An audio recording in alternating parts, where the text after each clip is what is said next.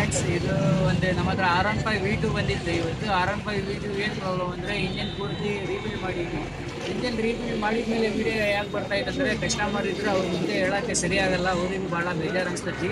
ಏನಂದರೆ rebore ಮಾಡ್ಸ್ಯಾರೆ. Liquid cooled engine ಯಾವುದಾದ್ರೂ ಗಾಡಿ ಇರಲಿ, NS 200 R15 ಯಾವುದಾದ್ರೂ ಗಾಡಿ ಬರಲಿ, ಲಿಕ್ವಿಡ್ ಕೂಲ್ಡ್ ಇಂಜಿನಿಗೆ ಮಾತ್ರ ರೀಬೋರ್ ಅಂತ ಮಾಡ್ಸೋಕೆ ಹೋಗ್ಬೇಡ್ರಿ.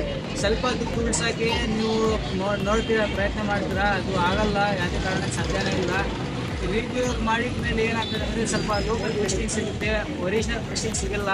ಒರಿಜಿನಲ್ ಪಿಸ್ಟಿಂಗ್ ಇಲ್ಲ ಅಂದರೆ ಏನಾಗ್ತದೆ ಅಂದರೆ ಟೆಂಪ್ರೇಚರ್ ಜಾಸ್ತಿ ಆಗಿ ಗಾಡಿ ಪಿಸ್ಟಿನ್ ಹೊಡೆದೋಗಿ ಇಂಜಿನ್ ಬ್ಲ್ಯಾಕ್ ಆಗೋ ಚಾನ್ಸಸ್ ಇರ್ತವೆ, ಮತ್ತು ಇಂಜಿನ್ ಏನಾದರೂ ತೊಂದರೆ ಆಗೋ ಚಾನ್ಸಸ್ ಇರ್ತವೆ. ಮೇನ್ ಹೈವೇಸಲ್ಲಿ ಎಲ್ಲಾದರೂ ಲಾಂಗ್ ರೈಡ್ ಹೋಗಿದ್ರೆ ಅಲ್ಲಿ ಪ್ರಾಬ್ಲಮ್ ಕೊಡ್ತದೆ. ಸಿಟಿ ಒಳಗೆ ನಿಮಗೆ ಏನು ಪ್ರಾಬ್ಲಮ್ ಕಾಣಿಸಲ್ಲ, ಓವರ್ ಹೀಟಿಂಗ್ ಇಶ್ಯೂ ಬರ್ತಿದೆ. ಇದೇ ನಿಮಗೆ ಹೇಳೋದು ಒಂದು ಏನಂದರೆ ರೀಬೋರ್ ಅಂತೂ ಮಾಡ್ಸೋಕೆ ಹೋಗ್ಬೇಡ್ರಿ. ಲಿಕ್ವಿಡ್ ಕೂಲ್ಡ್ ಇಂಜಿನ್ ಇದ್ದರೆ ಬೋರೇ ರಿಪ್ಲೇಸ್ ಮಾಡಿಬಿಟ್ಟು